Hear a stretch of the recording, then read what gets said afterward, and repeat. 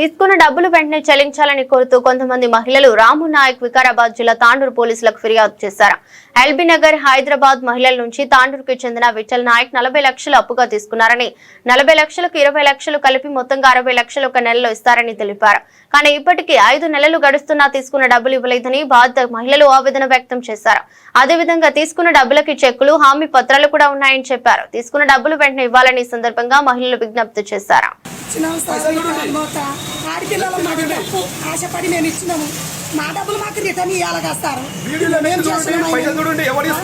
ఎండలలో వచ్చి కాళ్ళు కాకుండా అల్లాడిపోయినాం సార్. మేము లేదు మాకు కొడుకే దౌర్జన్యం చేసేది బద్మాషి యాడున్నాయి డబ్బులు అంటాడు.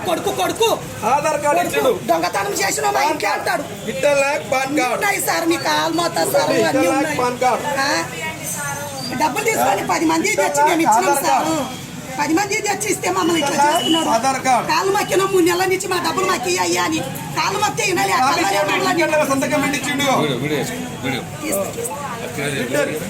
ప్రామిస్ నోటీస్ ఇచ్చిండు. చూడండి, విఠల్ నాయక్ బాధితులు ఎవరో దగ్గర రండి, వాళ్ళకే సహకారం చేస్తా. విఠల్ నాయక్ బాధితులు చేర్చావు హైదరాబాద్ ఎల్బీ నగర్ ఉంటారు. అమౌంట్ ఇచ్చి 5 నెలలు అవుతుంది. 5 నెలలు ఇచ్చి వాళ్ళకి ఏమని ఇచ్చిందంటే అమౌంట్ చక్రవడ్డీ 40 లక్షలకు నీకు 20 లక్షలు కలిపి 60 లక్షలు ఇస్తా అని చక్రవడ్డీ చేసి మోసం చేసి అమౌంట్ తీసుకున్నాడు. తీసుకొని చెక్కులు ఇచ్చిండు. ఆమె ఉత్తగేలే వీడియో కూడా ఉంది. వీడియో చూపి వీడియో కూడా ఉంది. ఆయన అమౌంట్ తీసుకున్న వీడియో కూడా మీరు చూడాలి. మీడియా మిత్రులారా, దానికి చక్రవడ్డీ 20 కల్పిస్తున్నావు నెల రోజుల లోపల. నెల పోయింది, 5 నెలలు అయింది. వాళ్ళకి ఇంటికి పోతే పైసలు ఇస్తలేడు, సంపద అని వస్తున్నాడు. ఇప్పుడు నేను మాట్లాడిన బాధ్యత వస్తే నా మీద ఇప్పుడు కొట్టడానికి, నా ముంగోళ్ళని కొట్టడానికి వస్తున్నారు.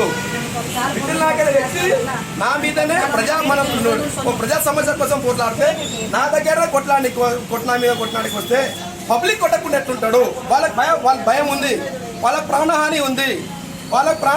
పోలీస్ మిత్రులకు కంపల్సరీ వాళ్ళ మీద చర్య తీసుకున్నాలే.